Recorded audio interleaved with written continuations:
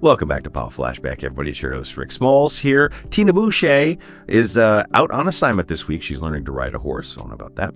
Today, we are diving into the life and legend of a true American icon, John Wayne. Now, you might think you know everything there is to know about the Duke, but trust me, there's always more to discover. For instance, did you know he wasn't always John Wayne? Yeah. That rugged, larger-than-life persona. He was actually born Marion Robert Morrison. Marion.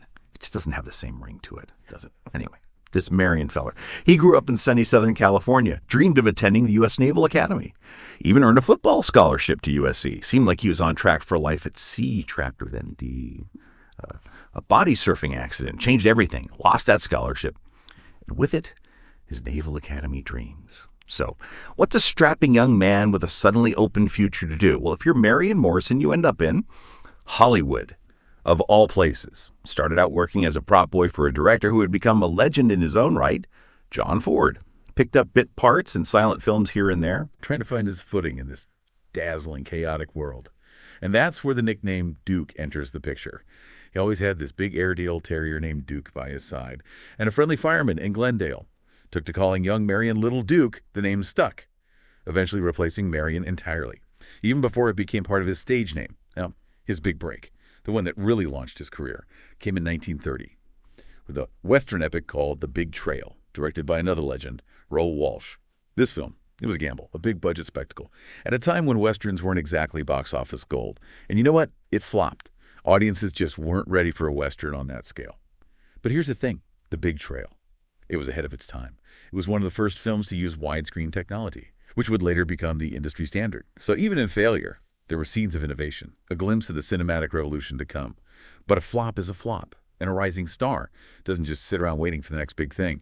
John Wayne spent most of the 1930s acting in what we might call budget-friendly westerns and serials, you see, back then. Serials were these multi-part adventures, shown in installments week after week.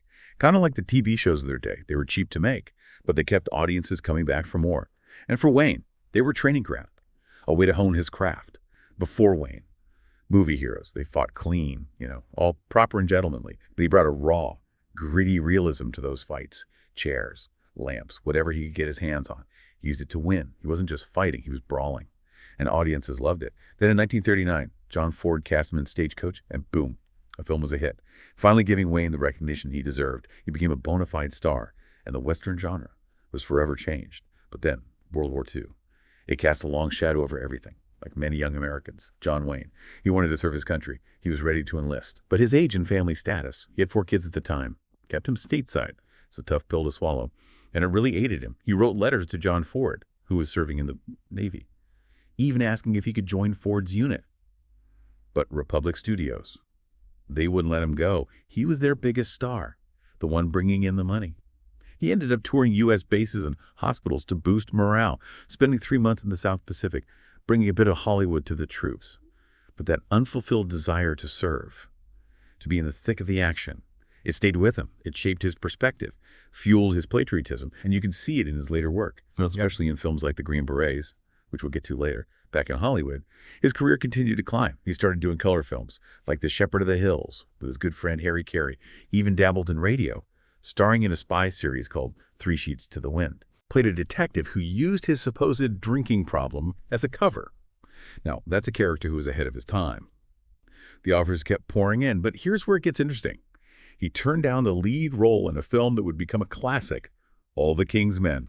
Thought the script was too anti-American, and then there was The Gunfighter, a film he really wanted to do, but he refused to work with Columbia Pictures because of a grudge he held against the studio head Harry Cohn. So Gregory Peck ended up playing Jimmy Ringo. But setbacks never stopped. The Duke, in 1952, he co-founded his own production company, Batjack, named after a fictional shipping company from one of his films, Wake of the Red Witch. This gave him more control over his projects, allowed him to support other actors, and ultimately it allowed him to shape his own legend. Now, in 1954, he starred in The High and the Mighty, playing a heroic co-pilot in a film that soared at the box office. Wayne is a pilot. Yeah, it was a match made in Hollywood heaven. He went on to play aviators in a bunch of films, from Flying Tigers to Jet Pilot. Clearly, the man had a thing for flight. Maybe it was those unfulfilled dreams of the Naval Academy, who knows? But let's not forget, his collaborations with John Ford. They made nearly 24 films together over 2 decades. For She Wore Yellow Ribbon, to the quiet man. Their partnership was a cinematic goldmine. They understood each other, pushed each other, and together they created some of the most enduring images of the American West. And then there's The Searchers. Many consider this to be Wayne's most powerful performance, a role full of depth and complexity. He plays a Civil War veteran searching for his niece who's been kidnapped by Comanches. It's not just a Western. It's a complex study of revenge loss in the changing West. Then it goes back to the epics with John Huston's The Barbarian and the Geisha. Wayne and Huston, two strong personalities, butted heads throughout filming.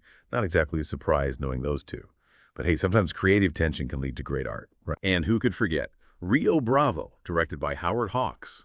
Wayne Dean, Martin, Ricky Nelson, a true ensemble cast. This one became a classic. And honestly, who doesn't love a good Western with a bit of humor thrown in? But not everything was a hit. He played Genghis Khan in The Conqueror. And well, let's just say it wasn't his finest hour. Critics weren't exactly kind, but hey, even legends have missteps. The 1960s were another busy decade for the Duke. He directed and starred in The Alamo, playing Davy Crockett alongside Richard Widmark, even earned an Oscar nomination for Best Picture. Not bad for a guy who started out moving furniture. He kept busy with westerns, of course, North to Alaska, the Comancheros, but he also showed off his versatility. 1962 was a big year. He starred in The Man Who Shot Liberty, Valance, with James Stewart, a John Ford classic. This film really explored the myth of the West, the tension between legend and reality. Then there was Atari, filmed on location in Africa. Wayne capturing wild animals. Yeah, you read that right. And those animal scenes all real, no CGI back then. And of course, The Longest Day, a star-studded epic about D-Day Wayne, held his own amongst a cast of Hollywood heavyweights. Did you know he actually got paid more than everyone else, $250,000, while the other stars took a pay cut for the film? Then there was In Harm's Way with Kirk Douglas and Patricia Neal, a World War II drama directed by Otto Preminger. And let's not forget The Sons of Katie Elder, another Western, with Dean Martin. He even popped up in a cameo and cast A Giant Shadow, a film starring Kirk Douglas. Guess those two got along after all. In 1967, he teamed up with Kirk Douglas again for The War Wagon, a Western heist film, then another Howard Hawks Western El Dorado, basically a remake of Rio Bravo. But with Robert Mitchum in Dean Martin's role, the Duke loved a good Western team-up. 1968 was a pivotal year for Wayne. He co-directed and starred in The Green Berets, a film that openly supported the Vietnam War. It was a controversial move, but it showed how deeply he felt about his country and his support for the troops. He also starred in Hellfighters, a film about those brave souls who put out oil rig fires.